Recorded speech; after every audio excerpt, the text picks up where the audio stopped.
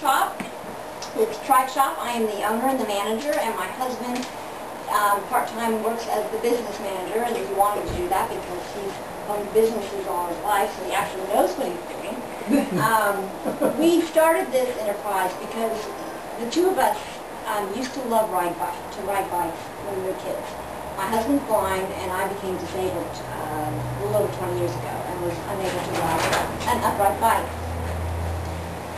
And we discovered trikes when we lived in Harpers Ferry, West Virginia, up in Washington, D.C. before we moved down here.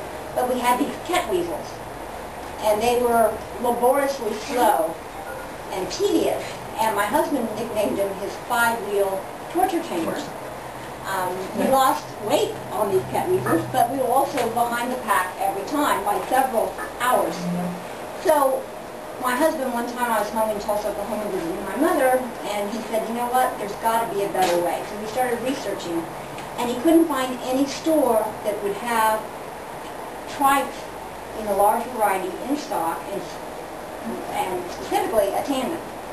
So they all were willing to purchase it and order it for us, but we didn't want to spend $10,000 to ride a trike that didn't fit our needs. So we decided to become dealers for Greenspeed because it is the creme de la creme in terms of tandem trikes, and frankly in terms of trikes in general. I mean, we are privileged to have Ian here as our guest. He is the king of, Steve has the label, but he's got to finish his mouth close as well. But he is well known throughout the world as the founder of the trike, and also in particular his steering system. So we are honored to have him address us. He just came off of a cruise, so I'm very jealous. But anyway, please.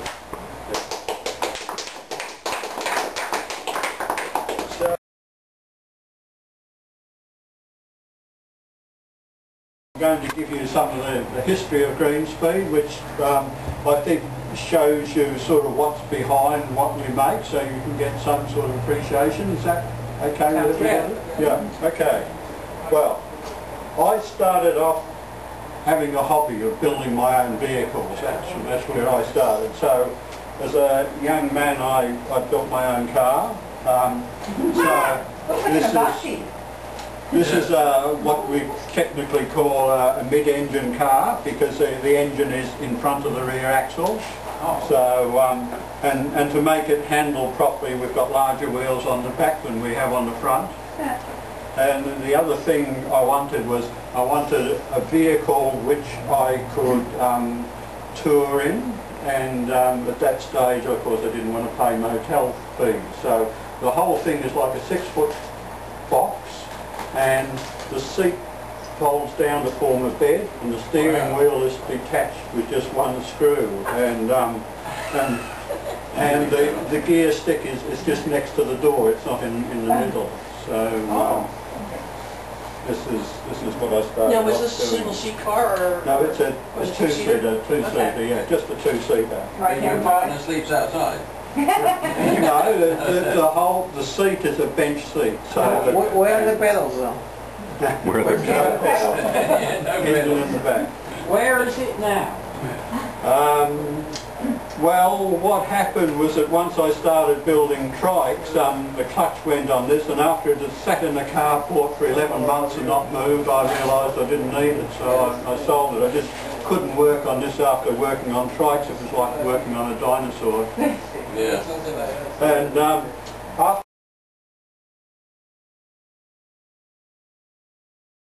that machine, I built these machines. So what we've got here is a road racing sidecar outfit, and in those days you were allowed to use 1300 cc's, but there were no two-stroke engines of that size. So what I've done here is I've coupled two engines together, so there's a 750 triple in this side and a 500 there, so you've got a 5-cylinder two-stroke engine. So there's 5 expansion chambers, 5 carburetors, and the other thing with the sidecars was that the rear wheel, if you moved that a fair way back, then you didn't have a lot of traction on the back wheel, but if you moved it forward it tended to fight the steering. So what I did was I moved it a long way forward and had here as well as the front wheel.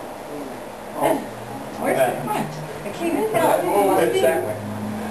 I mean, the other technology is that That's the back end, right? this is the front end here. Oh, okay. That's where the number is.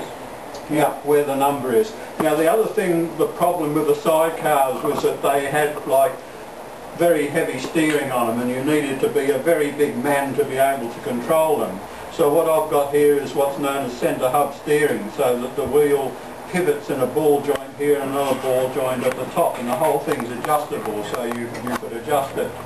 The other thing is that these tyres are slick tyres, so that they have a coefficient of friction of about 1.4, and most sidecars would lift the sidecar wheel in the corners, but this was designed to take full effect of that, so that it was designed to withstand 1.5 G without the sidecar lifting, and the net result was that on some corners where some machines were going round in second gear, ours was going round in fourth gear, so it would just, you know, pass other machines on the corners without any problem. So this is the sort of engineering that enabled me to start with the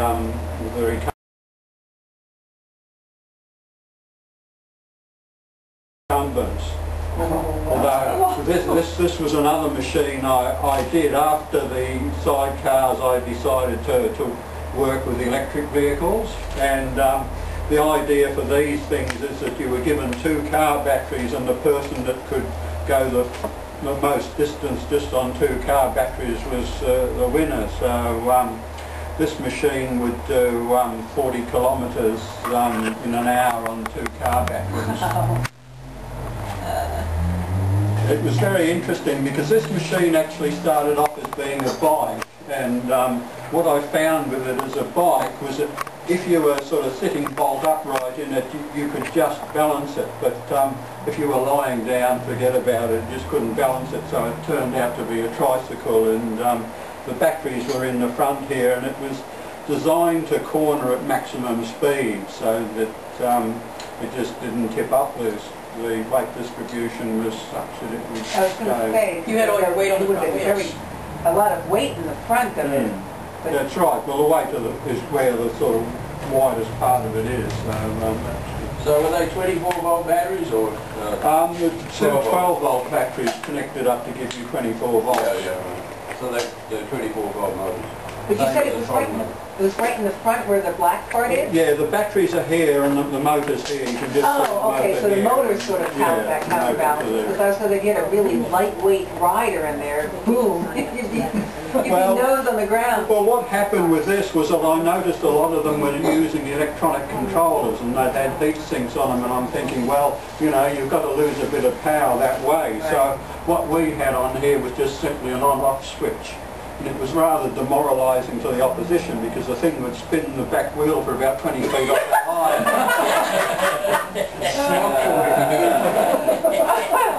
And the other interesting thing was the course was a rectangular course, and you had like a straight, then a downhill, then a straight, and then another uphill, and all we did was put the motor on for the uphill and coasted the other ones. Oh, that's great. And no pedals at all in there? No. Very streamlined. The other very interesting thing about this from a streamlining point of view was that before I made this nose cone here, just when we had it flat, you know, it was doing so much, but putting that nose cone on it actually doubled the efficiency of it. Make it much more aerodynamic. Mm. And this is in the 70s or? Yeah, about that. It was just over 20 years ago, probably about 25 years ago that we built these. Okay, Yeah.